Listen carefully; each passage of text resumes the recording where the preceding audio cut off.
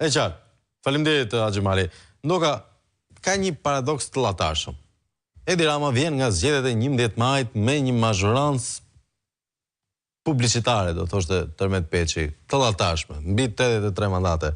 Si ndodh që në momentin që fiton kaq shumë mandate, vjen brenda pak muajve kaq i dobët sa i duhet të marrë peng godinën e bashkisë, godinën e kryeministrisë dhe ministrinë e energjetikës?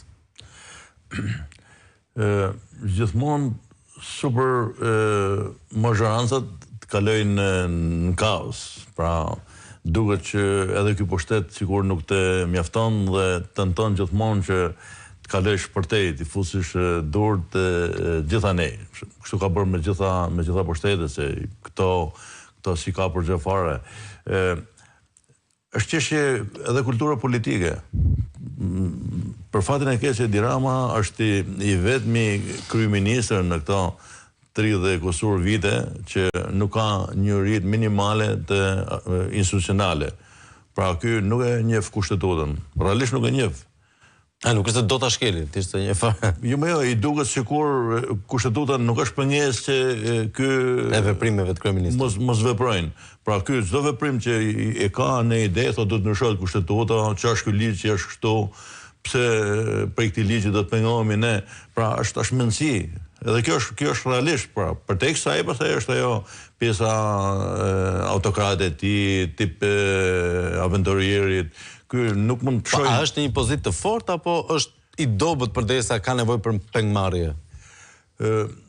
Pa diskutim që ke ndjen vetën dobët, nuk është puna se e kupton edhe ky që gjithmonë to që janë mazhoranca si shkërmoqen, nuk është puna se është forca ato numra që ka në parlament. Pushteti nuk janë vetëm numrat. Pra, ky ndjet i frikësuar, frika është ajo që mbizetron të ky personazh. Ky pra një vetëm frikë. Çka ka frikë? Ka frikë, gjithmonë ka qenë një njeri që është i kompleksuar nga frika, dikur kishte frikë se rrafin në rrugë, ndonjëherë ka frikë që i ndodh natën e gjon në gjumë, pastaj tash i ka frikë që po mvin amerikanë, jo erdhi FBI, del dikush aty shef të drejtarja se kush kalon bulevard, kush të kalon te bulevardi, ka paranoja, ky i tillë është formu.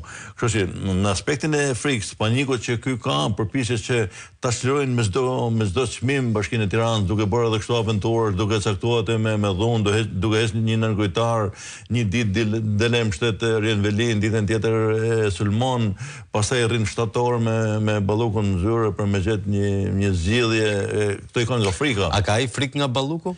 Pa diskutim se ti mendon që ky i bën me dëshirë, pra kjo është një skenar i ram se i del shpeshherë jashtë kontrollit.